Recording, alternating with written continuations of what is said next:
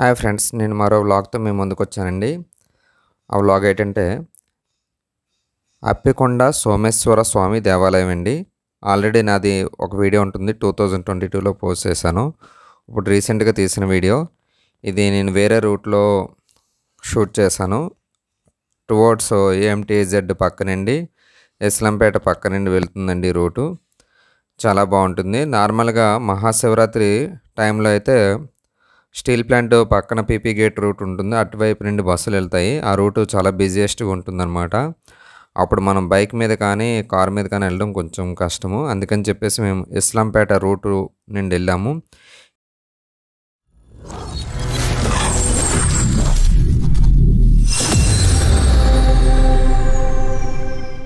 ఈ అప్పికొండ శివాలయానికి అదర్వైజ్ బీచ్కి వెళ్ళడానికి మనకు విశాఖపట్నం నుండి 35 km వస్తుందండి. గాజువాక నుండి అయితే 20 కిలోమీటర్లు వస్తుంది. మనకి 2 వేస్ ఉన్నాయండి అప్పికొండ వెళ్ళడానికి. ఒకటి వచ్చేసి స్టీల్ ప్లాంట్ పీపీ గేట్ పక్క నుండి రోడ్డు ఉంటుంది. అది నార్మల్గా బస్సెస్ అనే అటువైపు నుండి వెళ్తాయి.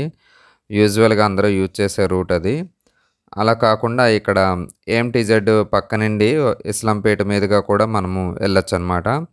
ఎక్కడ రైట్ టర్న్స్ ఉండవు, ఓన్లీ లెఫ్ట్ టర్న్ పట్టుకొని స్ట్రైట్గా వెళ్ళిపోవడమే. ఈ రోడ్డు కూడా చాలా బాగుంది. ట్రాఫిక్ కూడా చాలా తక్కువగా ఉంటుంది. సింగిల్గా ఎప్పుడైనా సరే వెళ్ళడానికి ఉంటుంది. అన్ని విలేజెస్ మీదుగా వెళ్తుందన్నమాట ఈ రూటు. చాలా కన్వీనియంట్ రోడ్డు. అందుకని చెప్పేసి నేను ఈ రూట్లోని కూడా ఒక వీడియో పెడదామని చెప్పేసి వీడియో తీశాను. అయితే శివరాత్రికి చాలా జనాభా, మినిమం లక్షల మీదగానే జనాభా వస్తుంటారు.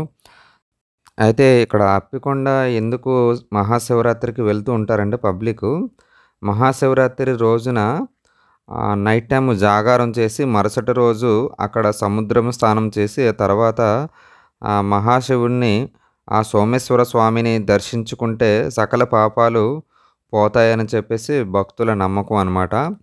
అందుకని చెప్పేసి కన్ఫామ్గా మహాశివరాత్రి రోజు మరుసటి రోజు శివుని అనుగ్రహం కోసం, సోమేశ్వర స్వామి అనుగ్రహం కోసం వేలాది మంది భక్తులు ఇక్కడికి తరలి వస్తుంటారండి.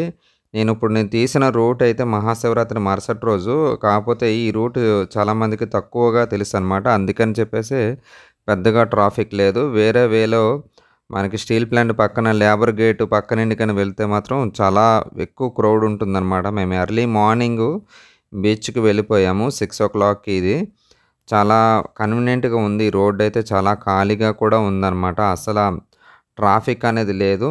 మేము అయితే ఇలా వెళ్తున్నా సరే మనము స్టీల్ ప్లాంట్ గోడ పక్క నుండి వెళ్ళాల్సి వస్తుంది అనమాట. చూస్తున్నారు కదా ఇవే. అంటే ఊర్లన్నీ దాటేసిన తర్వాత అప్పికొండ దరిదాపుల్లోకి వచ్చేటప్పటికి మనం బస్సు రూట్ ఏదైతే ఉందో ఆ రూట్లోకి మళ్ళీ మిక్సింగ్ అవుతాము. కాకపోతే అవే కొంచెం బాగా రోడ్డు డ్యామేజ్ అయ్యింది.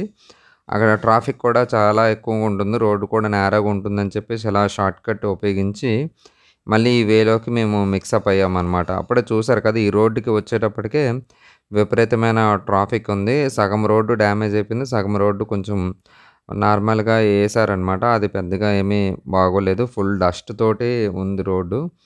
కానీ పర్వాలేదు, అలా వెళ్ళిపోయాం. అంటే ఓన్లీ ఒక 2 km మాత్రమే కొంచెం డ్యామేజ్ అయిన రోడ్లో నుండి వెళ్ళాము. బాగుంటుంది. యాక్చువల్గా మహాశివరాత్రికి మరుసటి రోజు చాలామంది భక్తులు కన్ఫామ్గా వచ్చి ఇక్కడ దర్శనం చేసుకుంటూ ఉంటారు. ఆ పాయింట్ ఆఫ్ వ్యూలోనే మేము కూడా అక్కడికి స్వామివారి దర్శనం చేసుకోవడానికి వెళ్ళాము. ఇక్కడ గుడి దగ్గరలోకి బస్సులు వెళ్తాయి, కానీ మిగతా ప్రైవేట్ వెహికల్స్ వెళ్ళవు అనమాట. ముందుగా చూపించాను కదా, అక్కడ పార్కింగ్ మన బైక్స్ కానీ కార్లు కానీ అక్కడే పార్క్ చేసుకోవాలి. అయితే మేము ఆ పక్క నుండి ఒక వే ఉంటే ఊర్లోకి వెళ్ళడానికి ఆ ఊర్లో రిక్వెస్ట్ చేసి ఆ సైడ్ నుండి రూట్లో వెళ్ళాం అనమాట. ఈ రూట్ డైరెక్ట్గా అక్కడ బీచ్ దగ్గరికి వెళ్ళిపోతుంది. అక్కడ ఒక చిన్న సీసీ రోడ్ కూడా వేశారు. అక్కడ మేము వెళ్ళి బండి పార్క్ చేసుకున్నాము. ఇది యాక్చువల్గా ఓన్లీ అప్పికొండ ఊర్లో ఉండే వాళ్ళకి మాత్రమే అలౌడ్ అనమాట ఆ వే. అలాగొచ్చాము, పర్లేదు, ఎక్కువ క్రౌడ్ అయితే లేదు. సేఫ్గా మేము బీచ్కి రీచ్ అయ్యాము. అప్పికొండ బీచ్కి రీచ్ అయిపోయామండి. అప్పికొండ బీచ్లో ఇది ఇలా ఉంది ఇప్పుడు ప్రజెంట్ పొజిషన్. ఉదయం 8 గంటలకు అనమాట. ఇది ఇలాగుంది. మహాశివరాత్రి మరుసటి రోజు ఇంత ఎక్కువగా ఉన్నారు జనాభా అంతా, ఫుల్గా టూ మచ్ జనాభా. బీచ్ చివరిన అయితే కొంచెం ఖాళీగా ఉంది ఈ ఏరియాలోని. చూస్తున్నారు కదా, ఇక ఇక్కడ కొండ బ్యాక్ సైడ్లో అనమాట. ఇక మా సబ్స్క్రైబర్లు అండి, ఇక దేవి గారండి మా సిస్టర్ అనమాట. పిల్లలు ఆడ అసలు దిగట్లేదు, చూస్తున్నారు కదండి, ఎర్లీ మార్నింగే చాలా జనాభా ఉన్నారనమాట ఇక్కడ అప్పికొండ బీచ్లోని. అలాగే పోలీస్ బందోబస్తు కూడా బాగానే ఉంది. పిల్లలు అలాగా ఇసుకలోని ఆడుకుంటున్నారు, ఎంజాయ్ చేస్తున్నారు. మేము అక్కడ ముందుకెళ్ళి అలాగా స్నానాలు చేసి వచ్చాము, పిల్లలు ఇక్కడ ఎంజాయ్ చేస్తుండగానే. నెక్స్ట్ వచ్చేసి స్నానాలు చేయడానికి కూడా చాలా సేఫ్టీగా ఉందండి. అక్కడ చాలా సేఫ్ మెజర్స్ అయితే తీసుకున్నారు. పోలీస్ బందోబస్తు ఒక పక్క నుండి, అలాగే గజ ఈతగాళ్ళని కూడా టీం కూడా పెట్టారు. అంతేకాకుండా ఇక్కడ మనకి బోట్స్ తోటి అక్కడ కొన్ని సేఫ్ పాయింట్స్లోని బోట్ కూడా పెట్టి గజ ఈతగాళ్ళని పెట్టి మొత్తం ప్రహార కాస్తున్నారనమాట.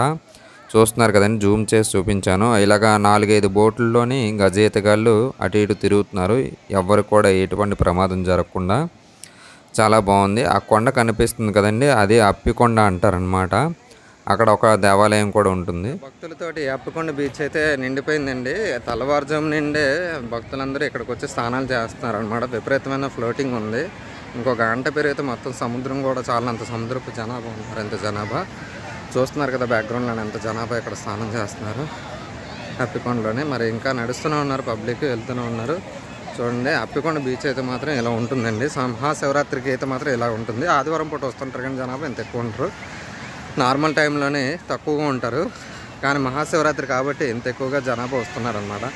ఇంక్లూడింగ్ అక్కడ పోలీసు సెక్యూరిటీ అది కూడా బాగుంది. గజేతగాళ్ళని కూడా పెట్టారనమాట. చాలా బాగుంది. మీరు మహాశివరాత్రికి అప్పికొండ దర్శనం చేసుకుంటే చాలా మంచిదే జరుగుతుందని కూడా అందరూ అంటుంటారు.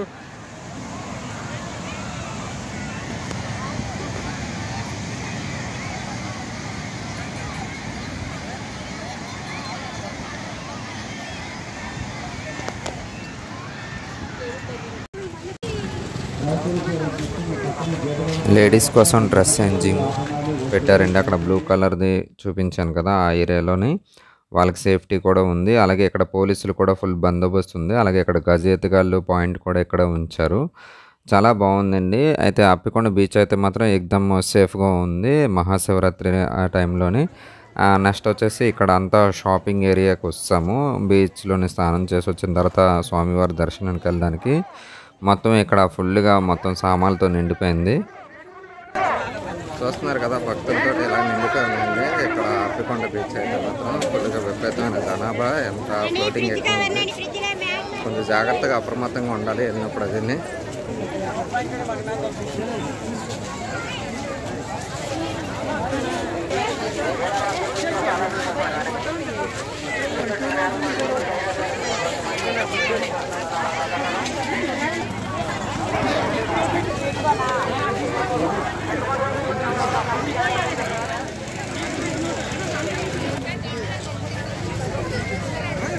భక్త జనాభాతో ఫుల్గా నిండిపోయి ఉంది ఇక్కడ అప్పికొండ బీచ్. మరింత ఎక్కువ జనాభా అందరూ కూడా ఇక్కడ మొత్తం స్నానాలు చేసిన తర్వాత తిరిగి గుడికి వెళ్తున్నారండి. గుడి దర్శనం అయిన తర్వాత ఇంటికి వెళ్తారనమాట అందరూ. యాక్చువల్గా ఇక్కడికి వచ్చిన వాళ్ళందరూ నైట్ ఇక్కడ జాగరణ చేసి ఇక్కడ స్నానం చేసి ఇక్కడ నుండి దేవుడి దర్శనం చేసుకొని ఇంటికి వెళ్తారనమాట. ఇక్కడికి వచ్చిన అదే ఆచారం అనమాట.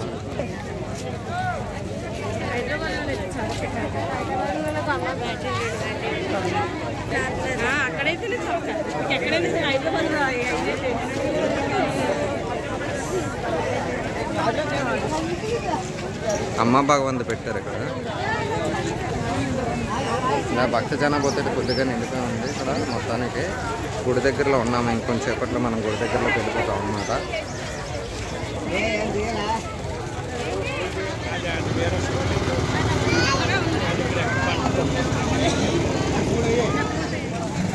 వెళ్ళాలి కదా.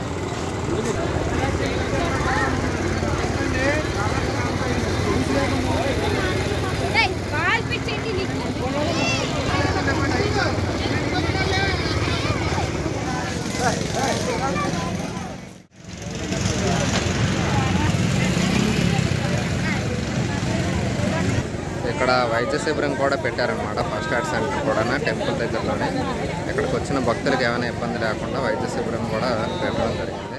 భక్తుల కోసం ఇక్కడ ఫ్రెష్ వాటర్ పెట్టారు. అలాగా మనం ఇలా దేవాలయం బ్యాక్ సైడ్కి వచ్చామండి. ఇక్కడ అంతా క్యూ లైన్ అది ఉంది అలా దేవాలయానికి వెళ్ళడానికి. ఇక్కడ హోమం అది కూడా చేశారనమాట రాత్ర. అక్కడ గౌరీ పరమేశ్వరులని పెట్టి ఇక్కడ హోమం అది నైట్ జరిగింది. మేము మార్నింగ్ వచ్చేటప్పటికి అయిపోయింది, ఏమీ లేదు. ఇలాగ మేము క్యూ లైన్ పక్కనుండి మేము దర్శనానికి వెళ్ళామన్నమాట. లోపల చాలా బాగా దర్శనం చేసుకున్నాము, బాగానే దర్శనం అయ్యింది. అయితే ఈ ఆలయానికి ప్రత్యేకత ఏంటంటే ఈ ఆలయం 1070లో చోళ రాజవంశం వారు నిర్మించారని అంటున్నారు. అలాగే ఈ ఆలయానికి ఆర్కియాలజీ సర్వే ఆఫ్ ఇండియా రక్షిత స్మారక చిహ్నంగా కూడా ప్రకటించారని అంటున్నారండి.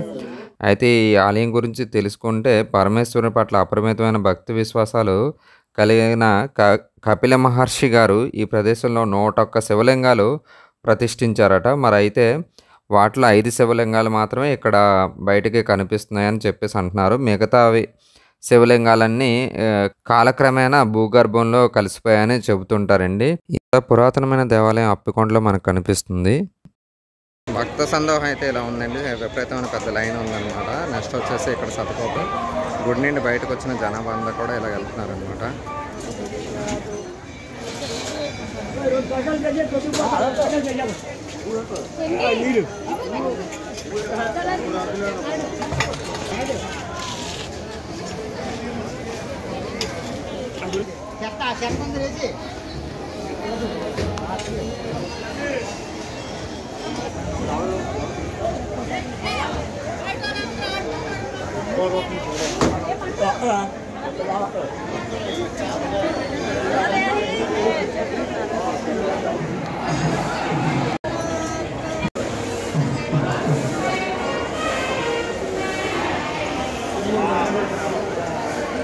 బయటకు వచ్చిన భక్తులకు స్వామివారి ప్రసాదం ఇక్కడ అమ్ముతున్నారనమాట. ఇక్కడ జనాభా అంతా ప్రసాదం కొనుక్కొని స్వామివారి దర్శించుకొని బయటికి వెళ్ళారు. ఆ తర్వాత నేను టెంపుల్ బయటికి వెళ్ళి మళ్ళీ ఇక్కడ ఎక్కడైతే నైట్ టైము పబ్లిక్ అందరూ స్టే చేసారో ఆ ఏరియాకి వెళ్ళి మళ్ళీ కొంచెం వీడియో కూడా షూట్ చేశాను. నెక్స్ట్ వచ్చేసి ఇక్కడ ఆర్కియాలజీ డిపార్ట్మెంట్ వారు పెట్టిన బోర్డు కూడా హిస్టరీ కోసమని అది కూడా నేను చూపించడం జరిగింది.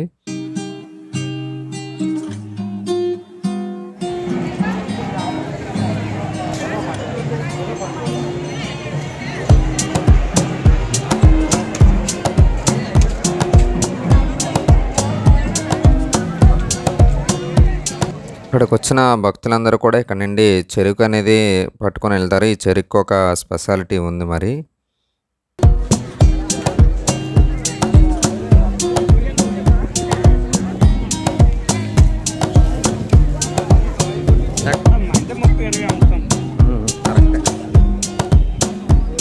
మరి ఇక్కడ బ్యాక్ సైడ్లో కనిపించిన చెరుకు అట్ట కేరళ తమిళనాడు నుండి తీసుకొచ్చిన చెరుకు అండి. ఒక చెరుకు కర్ర వచ్చేసి 50 రూపాయలు అని అమ్ముతున్నారు. చాలా స్వీట్గా మెత్తగా కూడా ఉందంటున్నారు. సూపర్గా ఉంది, మీరు కూడా ట్రై చేయండి ఇక్కడ.